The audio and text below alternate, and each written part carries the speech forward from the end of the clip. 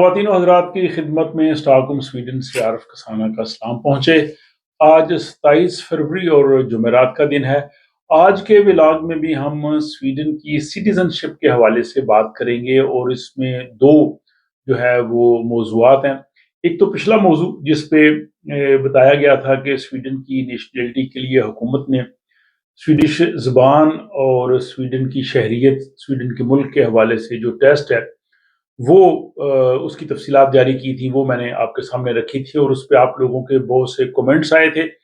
تو آج کے ولاگ میں آپ کے وہ کمنٹس بھی شامل کیے جا رہے ہیں، جو آپ لوگوں کے سوال تھے میں کوشش کروں گا ان کے جواب دینے کی بھی،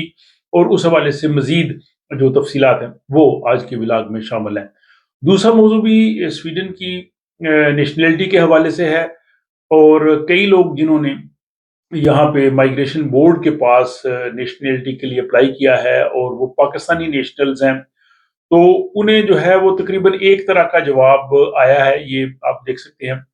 اس اسکرین شاٹس میں دے رہا ہوں، دو مختلف لوگوں نے جو مجھے لیٹرز بھجوائے ہیں، اور ان میں ایک طرح کی بات یہ کی گئی ہے کہ مائیگریشن بورڈ نے انہیں پوچھا ہے کہ آپ کی اپلیکیشن جو ہے وہ سٹیزن شپ کی وہ ہمارے پاس ہے، اب ہم اس کو فائنلی پروسیس کرنے لگے ہیں، لیکن پروسیس کرنے سے پہلے ہم یہ پوچھنا چاہتے ہیں کہ آپ نے یہ جو پاسپورٹ لیا ہے، یہ اس دونوں اسکرین شاٹس پہ آپ دیکھ لیں کہ ڈیٹس لکھی ہیں کہ جب ان لوگوں نے وہ پاسپورٹ حاصل کیا تھا، تو مائیگریشن بورڈ یہ پوچھتا ہے کہ آپ نے جب یہ پاسپورٹ حاصل کیا تھا تو آپ نے اپلیکیشن کہاں دی تھی، آپ نے جو ہے وہ یہ پاسپورٹ کیسے حاصل کیا، اس سارے کی جو ہے وہ تفصیل ہمیں بتائیے گا۔ اب یہ تقریباً ایک ہی جملہ ہے جو سب لوگوں کو انہوں نے بھیجا جن کی اپلیکیشنز جو ہے وہ فائنل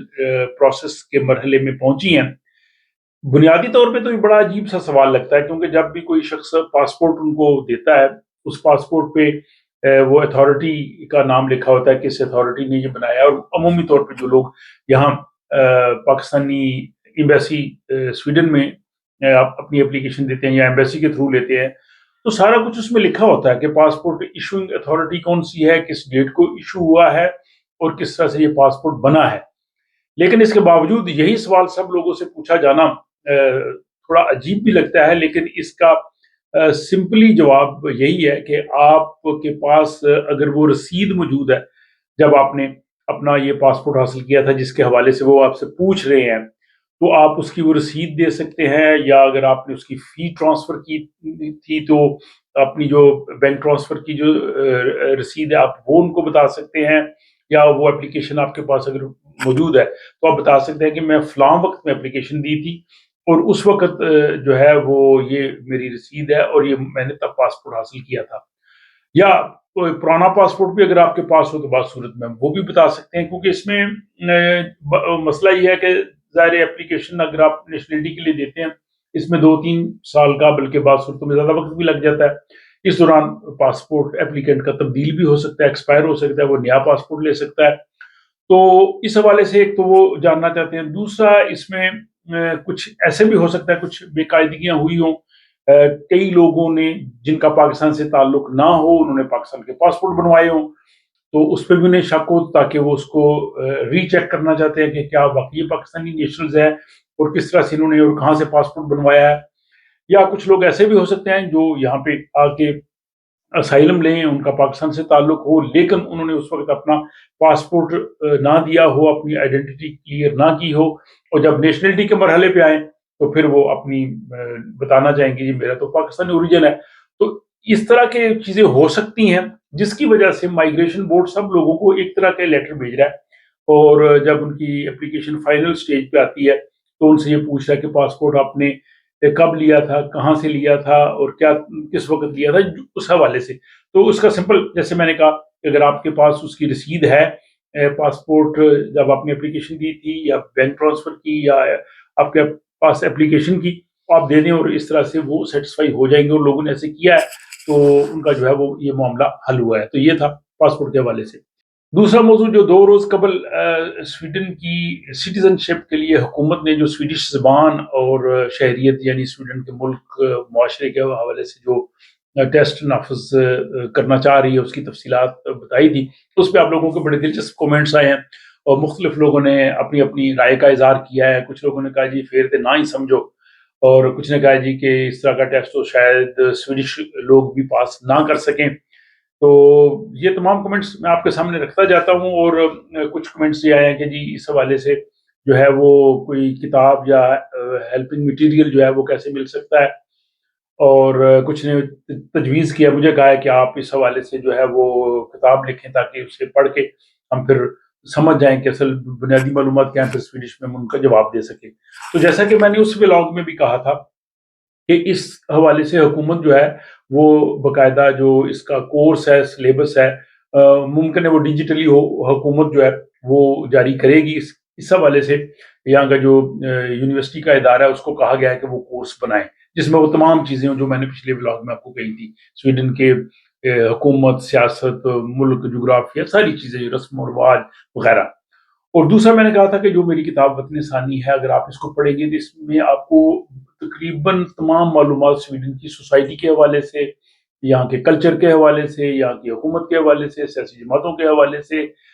سویڈن کی جو اچیومنٹس ہیں، یہاں کی ہم شخصیات ہیں، وہ سب مل جائیں گی. تو آپ کی معلومات میں کافی اضافہ ہو جائے گا. تو آپ اسے بھی جو ہے وہ یوز کر سکتے ہیں. اور ویسے بھی آج کل سویڈن میں جو ہے وہ اینول کتابوں کی سیل چل رہی ہے.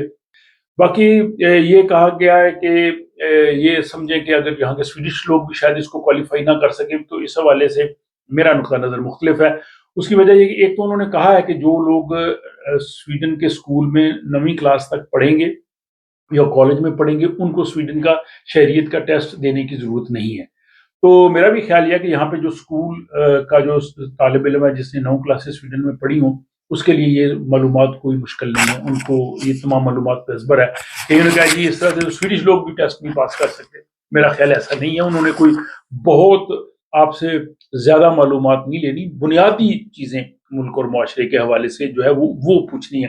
پھر سویڈش زبان کے حوالے سے بھی کئی لوگوں نے کہا ہے، تو اس میں جیسے کہ کہا تھا کہ S F E D level جنہوں نے کر لیا ان کو ضرورت نہیں ہے، یا جو اسکول 9ویں کلاس جنہوں نے پڑھ لی ہے ان کو ضرورت نہیں ہے، یا جو ناروے ڈینمارک سے ہیں ان کے لیے بھی ضروری نہیں ہے. پھر کئی لوگوں نے اس کو پازیٹیولی لیا ہے کہ جس ملک میں ہم رہ رہے ہیں اس ملک کے قانون کا پتہ ہونا چاہیے، اس ملک کے رسم و رواج کا پتہ ہونا چاہیے، اس ملک کی زبان کا پتہ ہونا چاہیے. تو اس لیے یہ جو ہے وہ کوئی ایسا سخت یا ایک غلط اقدام نہیں ہے. اور پھر کئی لوگوں نے یہ سوال پوچھا کہ کیا یہ ورک پرمٹ کے لیے یا پی آر کے لیے ہے؟ تو ورک پرمٹ یا پی آر کے لیے نہیں ہے، یہ صرف نیشنلٹی کے لیے ہے.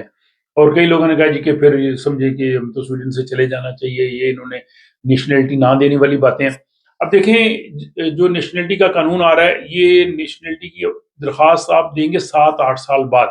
سویڈن میں آنے کے. جب آپ کا قانونی طور پہ یہاں پہ رہائش کا سلسلہ شروع ہو جائے گا 7-8 سال بعد، تو 7-8 سال میں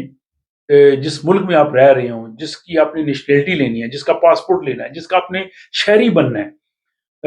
اس ملک کی جو بنیادی چیزیں 7-8 سال میں تو آدمی کو پتہ چل جاتا ہے، معاشرے کا پتہ چل جاتا ہے، چیزوں کا پتہ چل جاتا ہے.